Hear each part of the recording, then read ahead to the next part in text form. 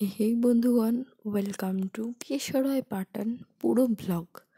তো দেখো, আমরা কেশরায় পাটন যাওয়ার জন্য এই যে আমরা এসে গেছিলাম কেশরায় মন্দিরের সামনে। তো আমাদের বাইকটা রাখা ছিল একটা আঙ্কেলের বাড়ির সামনে, যেখানে আমাদের কাকিমা এবং কাকুরা প্রথমে এখানে থাকতেন সেখানে।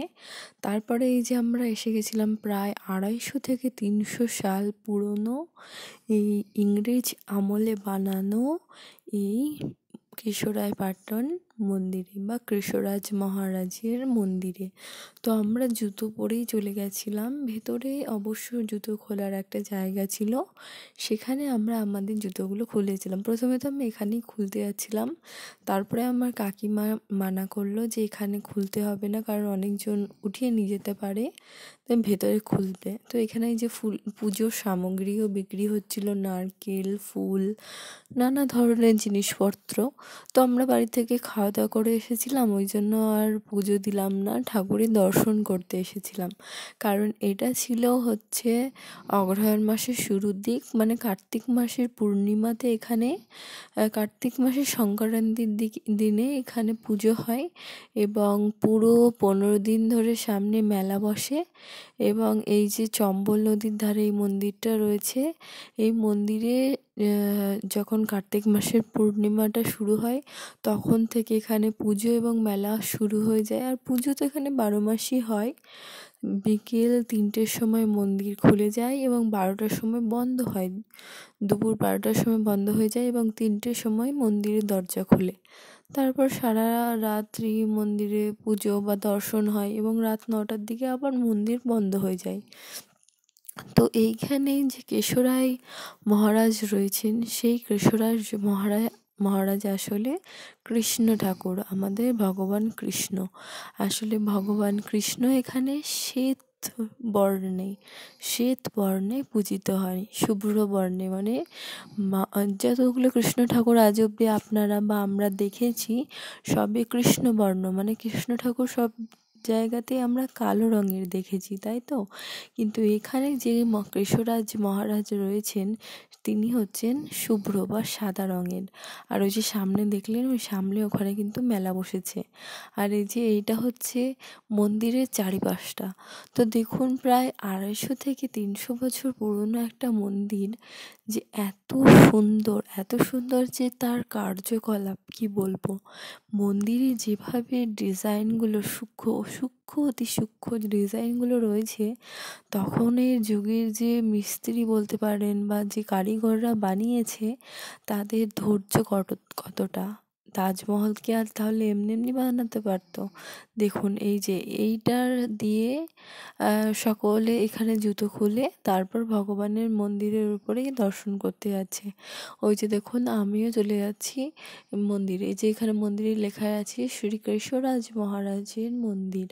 তো এই যে দেখো, আমরা এখানে সকলে জুতো খুলে নিয়েছি। আর এই যে এটা একটা হচ্ছে যজ্ঞস্থল বলতে পারো, এটা কিন্তু অনেকটাই গভীর, নিচে আবার শিব ঠাকুর রয়েছে। এই যে দেখতে পাচ্ছ তোমরা, এত পুরনো।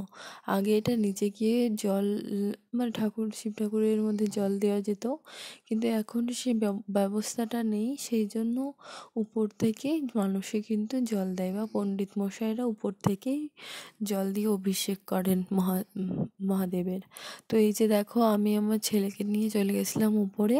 আর এই যে ঘন্টা বাজানোর জন্য খুব বায়না করছিল, তাই ঘন্টা বাজাতে বাজাতে ওই ঘন্টাতেই কিন্তু ওকে লেগে গেছিলো, ওই জন্য বেচারা দেখো খুব কান্নাকাটি করছিল। আর আমরা এসেছিলাম গর্ভগৃহের মধ্যে, ওই জন্য আমরা ক্যামেরাটা পরে অফ করে দিই, কারণ আমরা ঠাকুরের দর্শন করতে এসেছি। আর আমি যেখানেই দর্শন করতে যাই, সেখানে আমি ঠাকুরের গর্ভগৃহে গেলে আমি ক্যামেরাটা বন্ধ করতেই ভালোবাসি। তো এই যে আমাদের এখানে বিরাজমান ছিলেন আমাদের ভগবান কেশরায় মহারাজ। তো এই যে দেখুন, তারপর আমরা দর্শন করে নিয়ে এই যে আমরা বেরিয়ে পড়েছিলাম একটু মেলা দেখার উদ্দেশ্যে। মেলা দেখার আগে আমরা চম্বল নদীতে একটু আমাদের বাড়ির যে পুজোর সামগ্রী সেইগুলো আমরা ভাসান করে তারপরে আমরা মেলা দেখার জন্য ঘুরবার জন্য এগিয়েছিলাম। তো প্রথমে আমরা যেখানে চম্বল নদীতে একটু আমাদের পুজোর সামগ্রীগুলো ভাসন করলাম। তো তোমরা দেখো, এই চম্বল নদীতে পৃথিবীতে যে নদীগুলো রয়েছে সেই নদীগুলোর থেকে চম্বল নদীতে যে এত পরিমাণে কুমির, ক্রোকোডাইল বলতে পারো যেগুলোকে, বা মাগার মাছ বলে হিন্দিতে, সেগুলো যে এত পরিমাণে পাওয়া যায়, চম্বলে চান করাটা অনেকটাই রিস্কি। যারা চান করে তারা জানি না কিভাবে করে, তবে অনেকেই তো করেও না। এখানে চম্বল রিভারটা এতই রিস্কি, খুব রিস্কি, সেই জন্য অনেকে করতে চায় না। তো তোমাদেরকে আমি ভিউটা কিন্তু দেখালাম উপর মন্দিরের উপর থেকে, যে সামনের দৃশ্যটা কত সুন্দর, মন্দিরটা কত উঁচুতে। কিন্তু জম্বল যখন ভর্তি হয়ে যায়, জলে পরিপূর্ণ হয়ে যায়, তখন কিন্তু মন্দিরের সিঁড়ি পর্যন্ত জল চলে যায়। এই নিচের সিঁড়ি নয়, ওপরের সিঁড়ি পর্যন্ত। তো এই যে দেখো, আমরা এবার যাচ্ছিলাম চম্বল নদীর সামনে।